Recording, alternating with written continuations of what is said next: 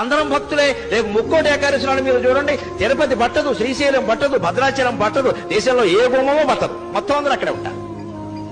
ఆ రోజు మహాపుణ్యం చేసిన పాపాలన్నీ పోతాయి. అంటే అన్ని పాపాలు చేశాడు అనమాట ఈయన. అసలు ముందు వీళ్ళు పాపాత్ముడి కింద గమనించాలి. ముక్కోటి ఏకాదశి నాడు పరిగెట్టుకుని గుళ్ళో గెడుతున్నాడంటే ఇంత పాపాత్ముడు ఇంకొకడు లేడు. పాపం చేయని వాడు వెళ్లాల్సిన పనిలా, వాడు ఇంటో వాడు ఉంటాడు ఖచ్చితంగా. అదే రోజు అదే ముహూర్తం అంటే అలాగే జరుగుతాయి. ఏమిటా పిచ్చి, ఏమిటా వెర్రి? ముక్కోటి ఏకాదశి నాడు పెడతారా? మన్నాడు వెళ్ళండి అమ్మా, 3 రోజులు అయ్యాక వెళ్ళండి అమ్మా. విష్ణుమూర్తి ఏమైనా కోపడతాడా?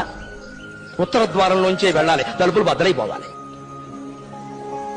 బాగా మనస్సు నిండా బుర్ర మడ్డి పెట్టేసుకుని మనస్సు నిండా ఆ రోజే చూడాలి, అలాగే వెళ్ళాలి, ఏమైనా సరే వెళ్ళాలంటే ప్రమాదాలే జరుగుతాయి.